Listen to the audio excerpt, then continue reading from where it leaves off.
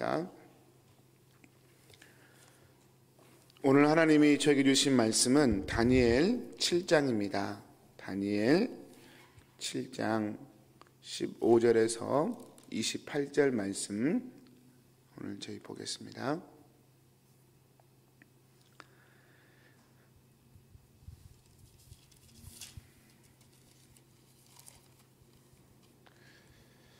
나 다니엘이 중심에 근심하며 내 머릿속에 환상이 나를 번민하게 한지라.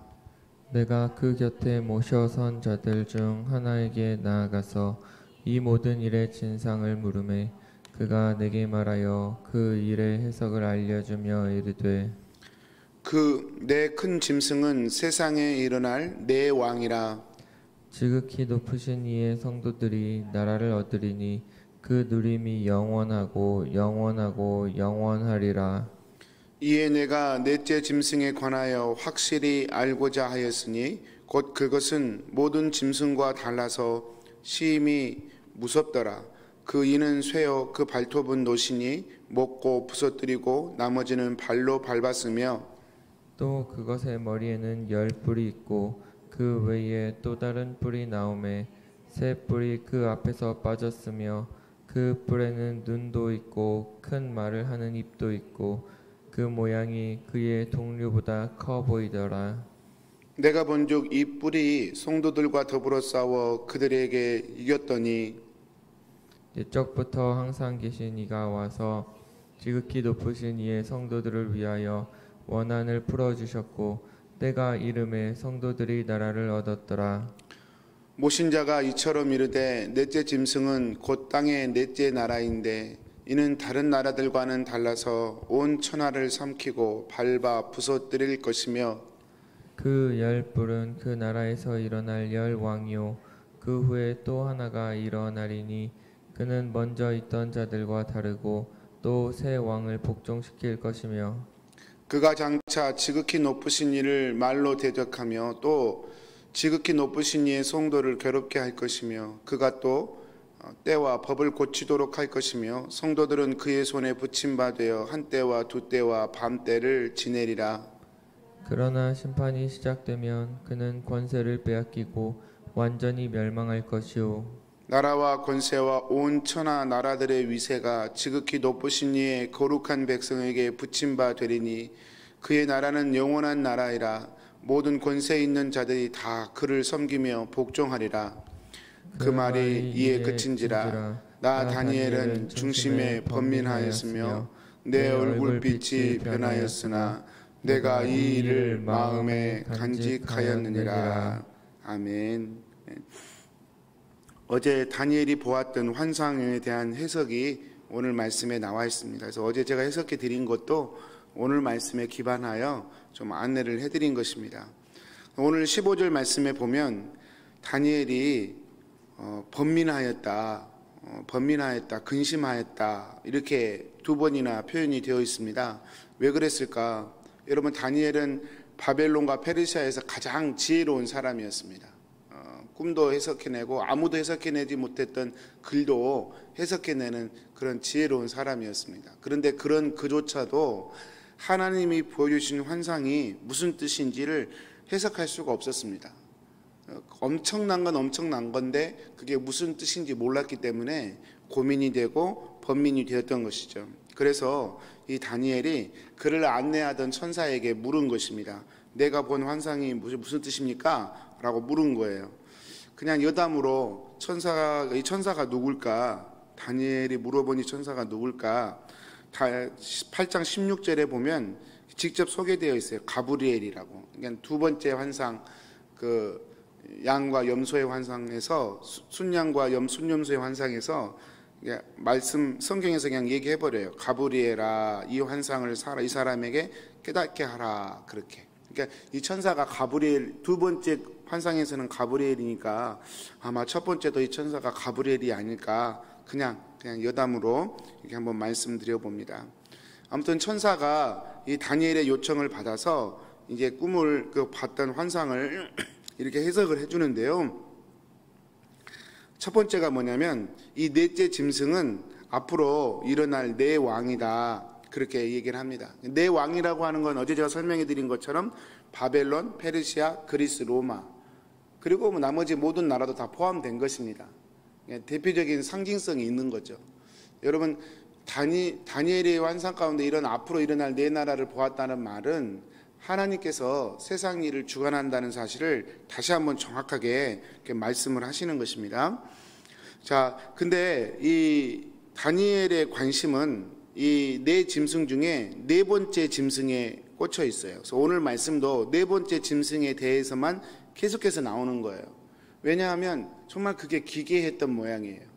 그래서 다니엘이 그 모양도 잘 묘사를 정확히 못 하잖아요. 그냥 무섭고 하여튼 뭐 놀랍더라 이런 단어만 쓰지, 그게 뭐 곰이다 표범이다 이런 단어를 잘 안 써요. 굉장히 충격을 받았던 모양이에요. 다니엘이 네 번째 짐승의 모양을 보고, 그래서 네 번째 짐승에 대해서만 다시 한번 묻습니다. 그게 도대체 네 번째 짐승은 뭘 의미합니까? 라고 물어요. 19절 말씀이죠. 그래서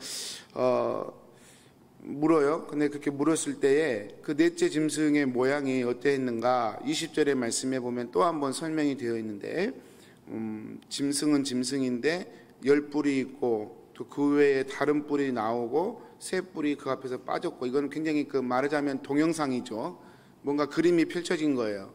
뿔이 있었고 그 뒤에 또 새 뿔이 나오고 새 뿔이 뒤집어지고 또 한 뿔이 나오고 막 이런 거예요. 그걸 지금 환상으로 보고 있는데, 그 뿔, 마지막에 나온 그 뿔, 그래서 뭐 10뿔이 누구냐, 새 뿔이 누구냐, 여기에는 다니엘은 관심이 없어요. 그러니까 다니엘이 관심이 없으니까 우리도 관심을 안 쓰면 돼요. 그걸 억지로 해석해내려고 그러면 해석에 오류가 생기는 거예요. 여러분, 묵시문학은 다 해석해낼 필요는 없어요.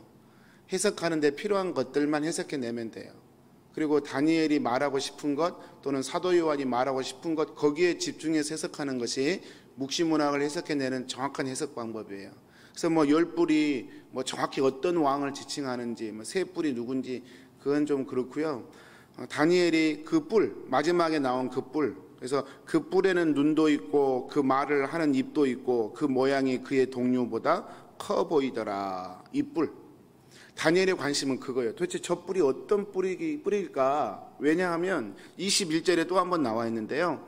이 뿔이 성도들과 싸워 성도들을 이겨먹어 버려요. 그러니까 다니엘은 더 관심이 있는 거죠. 그러니까 믿는 사람들을 괴롭히면서 이겨버리는 형국을 이렇게 취하게 된다는 것이죠. 그래서 다니엘이 더 관심이 간 거예요. 도대체 저 뿔이 도대체 뭘까? 누굴까? 어떤 존재일까? 궁금해진 거예요. 성도님들, 이 다니엘은 계시록에 많이 인용이 되는 말씀인데, 이 말씀은 계시록 13장과 17장과 연관성이 있어요. 사실은 13장만 한번 제가 읽어보겠습니다. 계시록 13장 1절에서 5절인데 조금 길지만 제가 그냥 한번 여러분 완전한 이해를 위해서, 조금 더 나은 이해를 위해서 읽어드리겠습니다. 내가 보니 바다에서 한 짐승이 나오는데 뿔이 10이요 머리가 7이라. 그 뿔에는 10 왕관이 있고 그 머리들에는 신성 모독하는 이름들이 있더라. 내가 본 짐승은 표범과 비슷하고 그 발은 곰의 발 같고 그의 입은 사자의 입 같은데 용이 자기의 능력과 보좌와 큰 권세를 그에게 주었더라. 여기서 용은 사단을 의미합니다. 사단이 어떤 한 짐승에게 권세를 다 줘요. 사단의 권세를. 3절, 그의 머리 하나가 상하여 죽게 된 것 같더니 그 죽게 되었던 상처가 나으니 온 땅이 놀랍게 여겨 짐승을 따르고 용이 짐승에게 권세를 주므로 용에게 경배하며 짐승에게 경배하여 이르되 누가 이 짐승과 같으냐, 누가 능히 이와 더불어 싸우리요 하더라. 또 짐승이 과장되고 신성 모독을 말하는 입을 받고 또 42달 동안 일할 권세를 받더라. 여러분, 그래서 다니엘을 이해하시면 계시록도 이해하기가 그래도 쉽습니다. 이해하기가 돼요. 이해가 돼요. 그래서 여러분, 이 마지막 그 뿔, 마지막 그 작은 그 짐승에서 나온 그 뿔, 짐승이라고 총칭해도 되고요. 도대체 이 존재가 어떤 존재이길래 성도들을 괴롭히고 거룩하신 하나님을 모독하고 신성 모독하고 또 42달 동안 권세를 갖고 도대체 이게 대체 누구냐, 여기에 관심이 이제 가는 거예요. 그래서 오늘 본문 25절에도 똑같은 비슷한 말이 나와 있어요. 그죠? 그가 장차 지극히 높으신 이를 말로 대적하며 또 지극히 높으신 이의 성도를 괴롭게 할 것이며 그가 또 때와 법을 고치고자 할 것이며 성도들은 그의 손에 붙임 바 되어 한 때와 두 때와 반 때를 지내리라. 한 때와 두 때와 반 때란 말은 그냥 묵시문학의 표현을 가끔은 이렇게 간단한데도 어렵게 표현할 때가 있는 것 같아요. 한 때, 두 때, 반 때란 쉽게 표현하면 3년 반이에요. 3년 6개월. 한 때, 반 때, 두 때. 그러니까 3년 반이에요. 3년 6개월. 여러분 그게 42개월이에요. 똑같아요. 그러니까 계시록에 42개월 동안 짐승이 움직이는 기간이나 또는 이 뿔이 이렇게 하나님을 모독하면서 성도들을 괴롭히는 한때, 두때, 반때나 같은 기간을 그렇게 표현한 것뿐이에요. 상징적인 표현이죠. 정확히 3년 반을 한다는 것이 아니라 여러분 우리 성도의 고난, 2000년 동안 우리가 이 고난을 지금 당하고 있는 건데요. 그런 세월을 얘기하는 것입니다. 제한적일 것이라는 것을 얘기하는 것이지 정확히 3년 반을 의미하는 것은 아닙니다. 아무튼 이 뿔이 어제도 살펴보았지만 참 지혜로워요. 사람의 심리를 잘 파고듭니다. 그래서 지혜로운데 교만해요. 지혜롭고 교만해요. 그래서 많은 말로 하나님을 대적합니다. 그리고 교회를 대적합니다. 그리고 하나님을 믿는 성도들을 괴롭힐 것입니다. 그리고 이가 때와 법을 고치고자 할 것입니다. 여기서 때와 법이라는 것은 이 멘토고메리 또는 밀러라는 학자가 그렇게 해석을 해놨더라고요. 여기서 법은 종교를 의미하며 때는 종교적 절기를 의미한다. 그러니까 우리의 신앙의 구조를 자꾸 바꿔버리려고 할 거라는 거예요. 신앙의 구조를 바꿔버리려고 할 것이다. 동의되는 이야기죠. 그래서 여러분 하나님을 향한 성도들의 믿음을 자꾸 왜곡시키고 굳게 만들어 버리려고 할 것이다. 이 세력이 이제 앞으로 갈수록 그렇게 될 거예요. 성도들은 그래서 그 뿔 때문에 신앙을 유지하는 데 상당한 괴로움을 받을 것이다. 이것이 이제 오늘 그 뿔에 대한 성경의 증언이고 또 계시록의 증언이기도 합니다. 이것은 사실은 적그리스도라고 제가 표현하는 건데요. 하나님을 대적하는 우리의 신앙을 꺾으려고 하는 모든 어떤 세력들이 갈수록 반복적이고 점진적으로 활동할 것이다. 그것을 성경은 얘기해 주는 거고 그것을 우리가 적그리스도라고 얘기합니다. 이 적그리스도의 출현에 대해서 2000년 전인 신약성경에도 여러 번 언급을 했죠. 지금 우리가 구약성경 보고 있잖아요. 신약성경에도 이 적그리스도에 대해서 여러 번 언급을 했습니다. 데살로니가후서 2장 3절에 보면 무법자라고 표현했습니다. 무법자.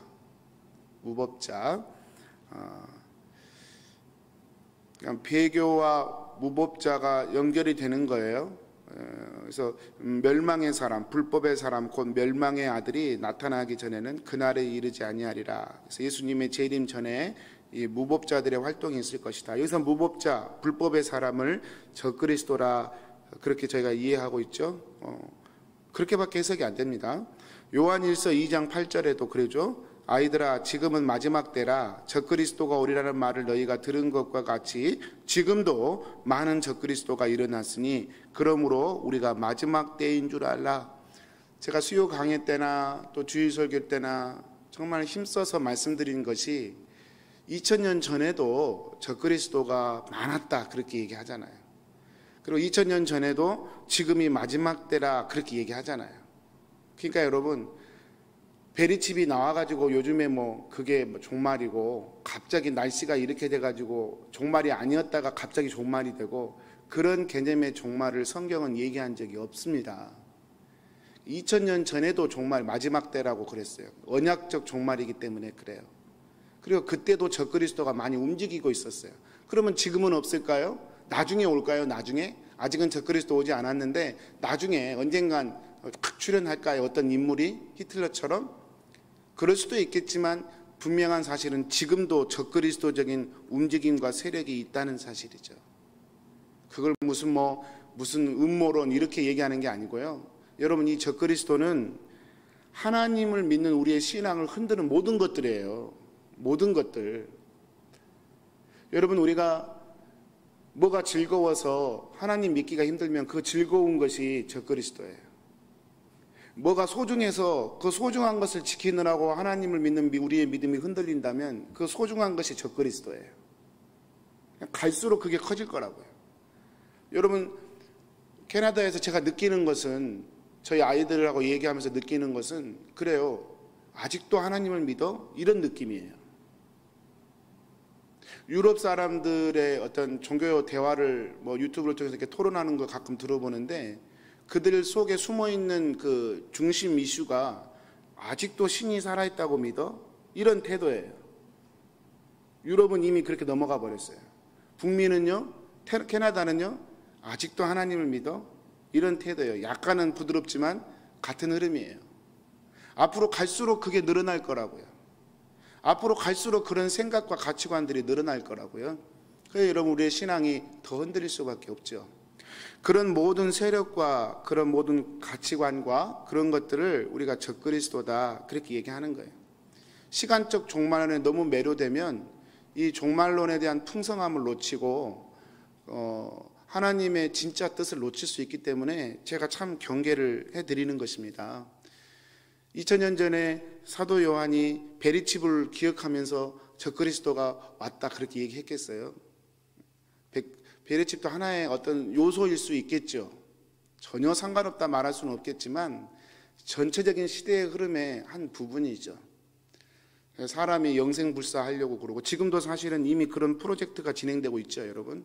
제가 책을 사서 보지 못했지만 특이점이 온다라는 책에 이렇게 리뷰를 보니까 머지않아 인간이 장기를 바꾸는, 마음대로 바꾸는 시대가 온다고 그러더라고요. 나노 기술과 로봇 기술과 무슨 기술 하나가 발전이 되면 이게 융합이 되면 이게 사람의 기관을 바꿀 수 있는 시대가 온다. 우리 심장, 인공심장 다는 것처럼 모든 장기를 인간이 대체할 수 있는 시간이 온다. 그러면 인간의 수명을 500세까지는 바라볼 수 있게 된다. 이런 말도 지금 공공연히 나오고 있습니다. 오래 사는 것은 좋은 거죠. 근데 사람이 그렇게 발전하고 갈수록 이제 누구를 버릴까요? 하나님을 버리는 것이죠. 하나님을 외면하게 되어 있거든요. 바로 이 적그리스도라는 단어를 그렇게 해석할 수 있습니다. 또 역사 가운데 이런 적그리스도의 개념이 우리 가운데 많이 등장을 했죠. 제가 어제 말씀드렸던 안티오코스 4세가 적그리스도의 모델입니다. 그런 사람이 등장을 하면, 그런 세력이 등장을 하면 신앙을 핍박하고 법을 바꿔버리고 우리의 신앙을 왜곡시키려고 할 거예요. 안티오코스 4세는 굉장히 지혜로운 사람이었지만 또한 교만한 사람이었죠. 또 안티오코스 4세만 있은 게 아니라 네로, 도미티안 황제, 스탈린, 히틀러, 그리고 북한의 김일성까지. 여러분, 독재자들의 모든 특징은 종교를 탄압하고 없애버리려고 그래요. 그리고 자기를 신격화시키죠. 이런 일들이 역사 가운데 분명히 존재해 왔고요. 또 지금은 그런 독재 형태는 길지 않은지 잘 모르겠지만 그런 시스템으로 이렇게 세상이 흘러갈 것이다. 성경은 그렇게 우리에게 증언을 하죠. 그래서 이런 모든 것들은 적그리스도의 부분적인 성취이지만 완성은 아니에요. 완성은 우리 주님의 재림이 가까울수록 이 적그리스도의 세력은 더 분명하게 드러날 것이에요. 여러분, 그래서 우리의 신앙이 앞으로 갈수록 결코 신앙생활 하는 데는 용이하지 않는다. 그건 확실해요. 갈수록 신앙생활 하기가 좋아질 거야. 저절로 하나님이 믿어질 거야. 그냥 모두 다 하나님을 믿게 될 거야. 자동으로. 그런 일은 없을 거예요. 신앙을 지키기 위해서 더 많이 싸워야 하고, 더 많이 집중해야 하고, 더 많이 몸부림쳐야 되는 시대가 앞으로 갈수록 이렇게 전개될 것이다. 그 사실을 이 네 번째 환상이 우리에게 보여주는 거예요. 만약에 그 짐승이 둘째나 세 번째 짐승이었다면 우리가 안심해도 되죠. 근데 네 번째 짐승에 이런 모양이 나왔다는 것은 이 네 번째 짐승이 이제 그 꿈 이후로 모든 시대를 표현하는 것이기 때문에 굉장히 중요하고, 또 그 꿈을 우리가 그렇게 받아들일 수밖에 없는 것입니다. 마지막으로요. 그런데 그럼 큰일 났네. 안 그래요. 큰일 났네가 아니라 이런 상황을 냉철하게 바라보고 그 대신 마지막에 그 결론이 어떻게 되는지 보라는 거예요. 26절, 27절에 보면 이 모든 것 가운데 하나님이 임하실 것이다. 그리고 심판하실 것이다. 그리고 짐승의 권세를 뺏어서 성도에게 넘겨줄 것이다. 26절, 27절에 그렇게 말씀하세요. 제가 읽어보겠습니다. 그러나 심판이 시작되면 그는 권세를 빼앗기고 완전히 멸망할 것이요 나라와 권세와 온 천하 나라들의 위세가 지극히 높으신 이의 거룩한 백성에게 붙임바 되리니 그의 나라는 영원한 나라요 모든 권세에 있는 자들이 다 그를 섬기며 복종하리라. 하나님께서 그냥 내버려 두지 않아요. 오늘 찬송가도 그러죠. 메마른 땅을 걸어갈 때 나 피곤치 아니하며. 그러나 지칠 때가 오죠. 그때 주님이 우리를 어떠신다고요? 주님이 덮으신다고요. 마치 그거예요.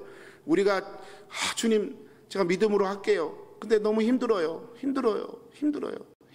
이렇게 거꾸러지기 직전에 우리 주님 나타나셔서 그 모든 것들을 벗기시고 주님의 완전한 승리를 우리 성도의 손에 쥐어줄 것이 바로 이 다니엘의 환상의 이야기고 또 계시록의 이야기이기도 합니다.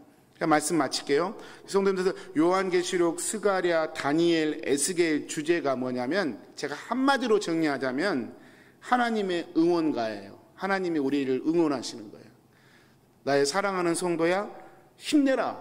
내가 다 보고 있다. 힘들지? 그러나 끝이 있어. 내가 곧 너희를 완전하게 승리케 할 거야. 힘내라, 힘. 이것이 우리 하나님께서 이런 묵시문학을 주신 이유이죠. 성도님들, 다니엘을 읽으시면서 어이구 이런 시대가 오면 어떡하지? 지금 그런 시대란 말이야? 두렵네? 무섭네? 할 것이 아니고요. 하나님이 말씀하셨으니까 하나님의 계획 안에 있는 거고요. 하나님이 그 모든 것 가운데 결국은 우리의 믿음의 전쟁을 보시고 이끄시고 승리하게 하실 거라는 약속이 들어있는 것입니다. 사실 이 다니엘 7장의 이 네 짐승의 환상은 2장에 느부갓네살이 봤던 그 동상 환상이 있잖아요. 동상이 4개로 나누어서 표현이 되잖아요. 그것과 거의 흡사해요. 근데 왜 똑같은 내용이라고 봐져요? 그런데 왜 똑같은 환상을 2번이나 이렇게 보여주느냐? 반드시 그렇게 될 거라는 거예요. 그래서 여러분, 요셉이 바로의 꿈을 해석할 때도 바로가 꿈을 2번 꿨잖아요. 그때 바로 요셉이 뭐라고 그래요? 이것은 반드시 될 일입니다. 반드시 하나님이 이루실 일이기에 2번을 보여준 것입니다. 그러잖아요. 그런 의미예요. 성경에서 똑같은 내용을 2번이나 보여준다는 것은 반드시 이루어진다는 거예요. 여러분, 우리 시대가 반드시 하나님의 계획과 뜻대로 이루어지는 거예요. 그래서 다니엘서를 읽으면서도 에이 그런 게 있겠어? 라고 생각하는 사람들에게 그렇게 생각하지 말라는 거예요. 하나님이 보여준 이 환상대로 반드시 이루어질 것이다. 그래서 환상을 믿고 하나님을 믿고 오늘 또 믿음으로 싸워서 이겨라, 견뎌라, 힘내라, 힘. 그것이 우리 하나님의 메시지입니다. 우리 성도님 오늘 하루도 이 좋으신 하나님 믿고 당당하게 사셨으면 좋겠어요. 하나님이 우리의 모든 상황을 아십니다. 그리고 계획이 있으시고 하나님이 결국은 우리를 승리케 하실 것입니다. 우리 기도하겠습니다. 사랑하는 하나님, 오늘 또 하나님의 말씀을 듣습니다. 믿음을 지키는 게 쉽지 않을 것이다. 많은 어려움이 있을 것이다. 라고 우리에게 상황들을 보여주시지만 동시에 너희 혼자 있지 아니할 것이다. 내가 함께 할 것이다. 내가 승리케 할 것이다. 내가 결론이다. 말씀하시는 주님의 음성도 함께 들려주셔서 감사합니다. 오늘 하루도 주님 믿고 나아가겠습니다. 내 믿음 지키고 하나님이 내 인생의 가장 소중한 분으로 남기 위하여 믿음의 싸움을 싸우며 오늘 또 나아가겠습니다. 하나님, 이 어려운 시대에 또 불안과 염려가 스물스물 우리의 마음을 점령해 오는 이 상황 가운데서 주님의 말씀이 우리의 위로가 되고 힘이 되게 하옵소서. 끝에 가서 승리케 하시고 결론을 아름답게 하시는 하나님의 선하심을 바라보며 당당하게 힘내서 오늘 또 나아갈 수 있도록 저희들을 붙잡아 주시옵소서. 감사하고 예수님의 이름으로 기도합니다. 아멘.